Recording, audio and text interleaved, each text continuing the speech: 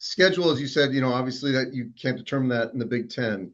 Um, Talk about Maui, but what were your thoughts on how you were going to manage the non-conference to make sure outside of Maui that you're in position to be in position to get a bid? Yeah, I mean, I think non-conference is like, I looked at, because UCLA so close, so you look at their non-conference, the way they're building theirs, the way we are.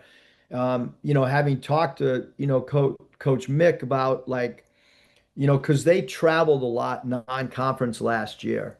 And they had a heck of a year. Like, they were a team that made the NCAA tournament. They advanced. They could have, that was a team that was I thought was really well coached, really good, and I think the travel maybe affected them as well, non-conference even. So we tried to learn from the way they built their schedule out, and you want to always try to have a schedule that if you handle your business, you can go win. But the one thing that people don't understand outside when you look at non-conference schedules, we'll throw two of our conference games into our non-con because that's the reality of it. Mm-hmm. A lot of conferences are playing two less conference games than what we play.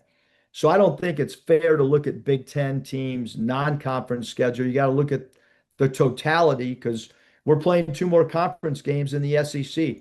You you put two more SEC teams on the SEC schedules in conference play in that league, it'd be a lot like us. It becomes pretty challenging when you do that.